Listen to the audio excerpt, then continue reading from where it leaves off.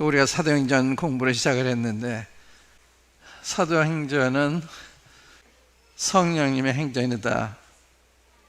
사도를 통해서 성령님이 행하신 게 이제 기록이 된 것이 사도행전이기 때문에 성령의 행전이라고 이렇게 말씀하는데, 이 사도행전은 초대교회가 세워져서 첫 30년간의 기간에 이루어진 일들을 기록한 거예요. 30년간에 전 세계가, 당시의 세계가 복음을 듣게 된 놀라운 일이죠. 그 당시 교통사정을 보거나 이럴 때 사도행전 1장에 보면 1장 8절에 오직 성령이 너에게 임하시면 너희가 권능을 받고 예루살렘과 온 유다와 사마리아와 땅까지 이른 내 증인이 되리라 하시고 하늘로 승천하셨어요. 그 말씀만 하시고, 다시 말하면 앞으로 어떻게 주님의 일을 해야 될 것인지, 복음 어떻게 전해야 되고, 교회를 어떻게 세워야 되고, 교회에 관계된 구체적인 일을 어떻게 수행해야 되느냐 한마디 말씀 안 하셨어요. 성령 한 분한테 부탁하고 가신 거다 이 말이에요. 그래서 성령 한 분을 통해서 이제 모든 일에 인도를 받도록 이렇게 하신 것이기 때문에 성령님에게 모든 비중이 달려있는 우리의 신앙생활, 교회 생활에 있어서 모든 비중이 성령님한테 달려있다. 한 분한테.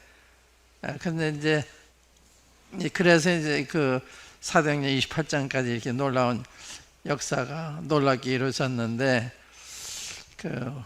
우리도 그렇게 생각하고 있나 하는 게 이제 우리 자신한테 질문할 수 있는 거죠. 우리가 성령님에게 모든 비중을 두고 살고 있나, 개인적으로나 교회적으로나. 이제 이게 우리가 사도행전 공부하면서 돌아볼 수 있는 거라고 생각을 하고요. 그러니까 이제 사도행전에 보면 성령님이 어떤 분이시고 왜 오셨고 또 어떠한 일을 하셨는지 이런 걸 이제 보게 되기 때문에 성령님이 된 걸 알려면 사도행전 읽어보면 알 수 있다. 성령이 얼마나 놀라우신 분인지 사도행전 읽어보면 알 수 있는. 사도행전 1장 한번 열어보세요. 본문을 먼저 읽고요. 4절에 사도같이 모이사 저에게 분바에 가라사대 예루살렘을 떠나지 말고 내게 들은 바 아버지 약속하신 것을 기다리라. 요한은 물로 세례를 베풀었으나 너희는 몇 날에 못되어 성령으로 세례를 받으리라 하셨느니라. 저희가 모였을 때 예수께 묻자 가로되 주께서 이스라엘 나라를 회복하심이 이때니까 하니 가라사대 때와 기한은 아버지께서 자기의 권한에 두셨으니 너희 알 바 아니요 오직 성령이 너희에게 임하시면 너희가 권능을 받고 예루살렘과 온 유대와 사마리아 땅 끝까지 이르러 내 증인이 되리라 하시니라. 이 말씀을 마치시고 저희 보는 데서 올려가시니 구름이 저를 가리워 보이지 않게 하더라. 근데 여기 보면 이제 예루살렘 떠나지 말고 기다려라. 그리고 떠나셨어요. 그러니까 이 말씀 안에도 성령님이 오시기 전에는 너희가 아무것도 할 수가 없다 이렇게 생각하신 거예요. 그러니까 보세요. 지금 방금 읽은 그 4절 말씀 보면 예루살렘을 떠나지 말고 내게 들으면 아버지 약속하신 기다리라. 요한은 물로 세례를 베풀었으나 너희는 몇 날이 못되어 성령으로 세례를 받으리라 하시냐. 그러니까 성령으로 말미암은 성도, 성령으로 말미암은 교회와 그렇지 않은 교회의 차이, 그렇지 않은 성도와의 차이, 이제 이런 걸 생각할 수가 있죠. 그러니까 사도 베드로도 성령을 받기 이전과 받은 이후가 얼마나 달라요. 여러분과 나도 성령 인도를 받기 전과 받은 후에 얼마나 우리의 삶이 달라지느냐, 우리의 사이가 얼마나 달라지냐, 교회가 얼마나 이런 게 전부 여기 달려있다 이 말이죠. 그렇게 중요한 분이 성령님이시다 그 이야기예요. 성령 받기 전에 제자들의 생각이 어디에 있었어요? 그런 질문하잖아요. 그 6절에 보면 제게 모였을 때 예수께 묻자 가로되 주께서 이스라엘 나라를 회복하심이 이때니까. 이들은 자기 나라만 생각한 거예요. 주님은 성령 너희가 임하신 권능을 받고 예루살렘과 온 유대와 사마리아 땅끝까지 이런 내 증인이에요. 주님은 온 세상을 생각하고 계시는데 제자들은 자기 나라만 생각하고 있는 거예요. 이스라엘 나라 회복하시면 이때입니까? 그러니까 성령을 인도받는 사람의 생각과 그렇지 않으면 생각이 이렇게 다를 수 있단 말이죠.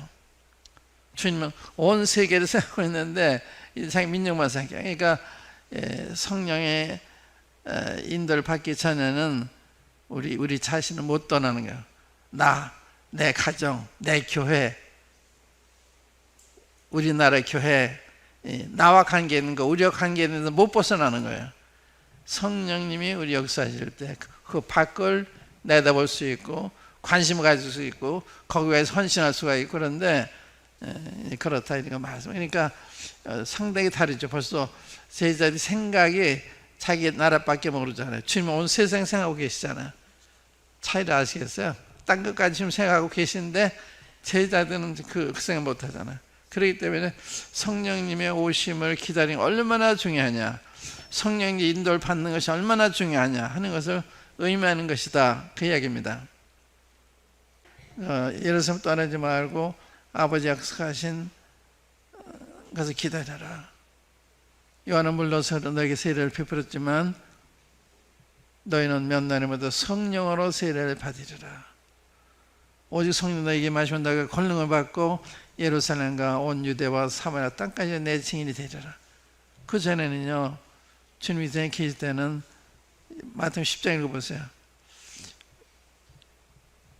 유대인의 길로도 가지 말고 사마리아 고을에 들어가지 말고 이방인의 길로도 가지 말고 또 사마리아의 고을에 들어가지 말고 오직 차라리 이사 이로운 자에게로 가라. 그래서 이방인에게 전도하는 걸 금하셨어요. 또 사마리아 가는 것도 금하셨어요. 그런데 지금은 저 땅까지 증인이 되라 그러잖아.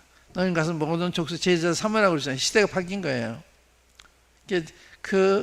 은혜로 인해서 복음이 우리한테까지도 와서 복음을 듣고 구원받고 하나님의 자녀가 되고 이제 선교하는 일까지 하게 되고 이런 놀라운 이런 은혜를 입게 된 거거든요. 굉장히 놀란 거예요. 굉장히 놀란 거예요. 우리가 이런 시대에 처했다고 하는 것이 굉장히 놀란 거다 이거죠. 그러니까 시대가 바뀌었다.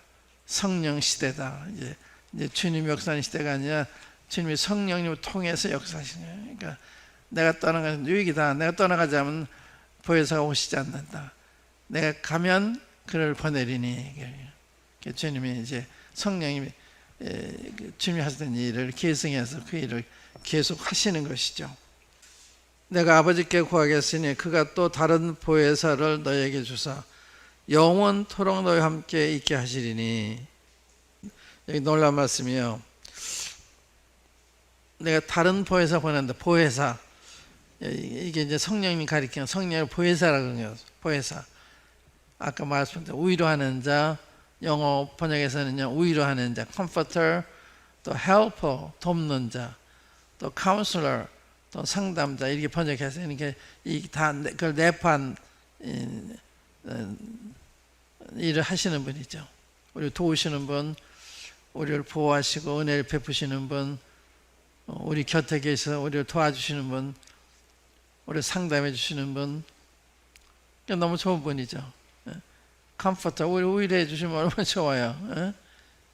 성령님 무서운 분이 아니라 우리를 위해서 보내주시는, 우리가 은혜, 위로가 필요할 때 위로해 주시는, 상담이 필요할 때 상담해 주시는, 도움이 필요할 때 도움을 주시는, 우리를 변화하고 필요할 때 변화해 주시는 놀라운 분이에요. 그러니까 굉장히 좋으신 분인데 이분을 의지할 줄 모르니까 참 어리석은 거죠. 이분을 의지하면 필요한 모든 걸 다 얻을 수가 있는데 이분을 외면하고 살고 있는 거예요. 외면하고 관심도 두지 않고 의지하려고 하지도 않고.